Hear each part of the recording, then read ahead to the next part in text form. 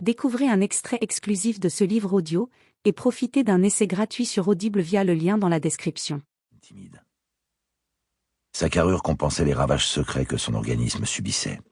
L'édifice était joli, puissant et plaisait à la jante masculine. En plein mois d'août 2012, une bonne partie des locaux, notamment ceux de la section de recherche où elle était régulièrement détachée, étaient aux trois quarts vides. Pas de grosses affaires en cours, des températures infernales, un ciel limpide avant les orages annoncés pour le début de la semaine suivante. Les collègues avaient déserté les terres du Nord et ils avaient eu raison. On était vendredi, ses congés à elle arrivaient pile dans une semaine. Elle avait prévu de passer la quinzaine chez ses parents partis s'installer du côté d'Argelès, dans les Hautes-Pyrénées. Au programme, soleil, un peu de marche et de lecture.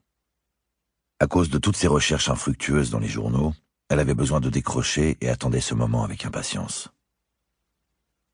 Elle s'installa plus confortablement face à son ordinateur et entreprit de travailler sur la journée de formation qu'elle donnerait d'ici un mois aux étudiants de l'Institut de criminologie et de sciences criminelles de l'université Lille 2.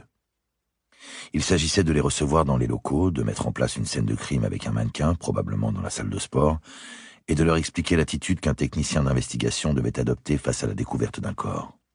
L'air de rien, cela demandait pas mal de préparation.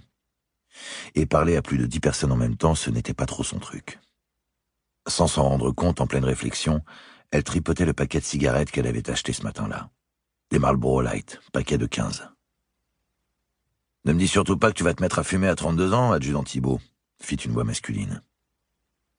Camille glissa le paquet dans la poche de son pantalon de service bleu nuit. Devant elle se tenait un gaillard costaud dans son polo bleu ciel, la quarantaine, cheveux blonds tondus à ras. Une tête de poupon sur un corps de statue grecque. Avec Boris, il travaillait sur des affaires communes depuis plus de 8 ans. Lui, en tant qu'officier de police judiciaire à la section de recherche, située dans le bâtiment juste en face, et elle en tant que technicienne d'investigation criminelle que tous surnommaient avec affection TIC. T-I-C.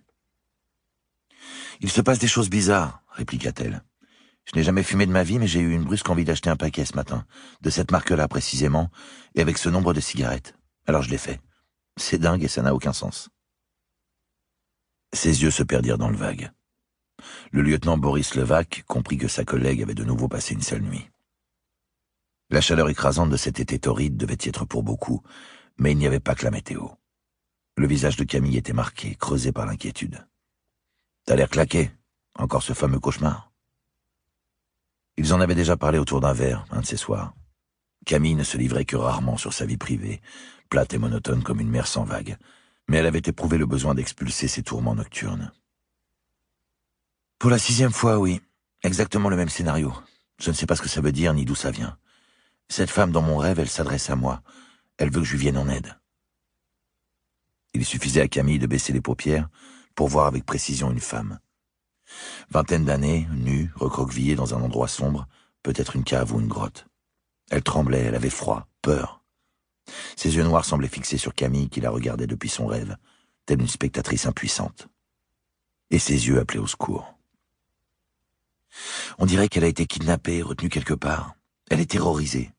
Le plus étonnant, c'est cette clarté du rêve, ces petits détails dont je me souviens. Ça ressemble à de vrais souvenirs, quelque chose que, je ne sais pas, que j'aurais vu ou vécu. C'est improbable. Ça a l'air, en effet. Tu me connais, tu sais bien que je suis la dernière à croire à ce genre de truc. Toutes ces conneries sur la voyance, la prémonition ou je ne sais quoi, mais là, c'est tellement troublant que ça vienne de l'intérieur de moi. Faudrait peut-être que je creuse le sujet, que je fasse des recherches ou que je voie quelqu'un pour me débarrasser de ce rêve, je n'en sais rien. Boris sentait Camille chancelante ces dernières semaines. Depuis sa lourde intervention chirurgicale, la jeune femme semblait glisser sur une longue pente, souvent plongée dans ses pensées, nerveuse, à la limite de l'explosion. Et tous ces journaux qu'elle commandait aux 4 coins de France et d'ailleurs, datant de la semaine précédant son opération, en témoignaient. Elle s'acharnait, y compris sur son lieu de travail, ce qui lui avait déjà valu quelques remarques désobligeantes de la part de ses collègues ou de sa hiérarchie. « C'est encore l'affaire Aurélie Carisi qui te perturbe, dit-il calmement. Tu vas mettre du temps à oublier ces images.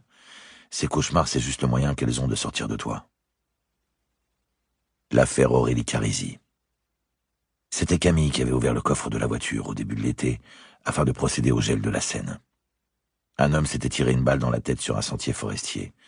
On avait juste cru à un suicide, mais l'individu dépressif avait pris la peine d'abattre auparavant sa fille, 8 ans, retrouvée vidée de son sang dans le coffre. Une histoire de divorce qui s'était mal terminée. Livre audio complet gratuit disponible en description de cette vidéo.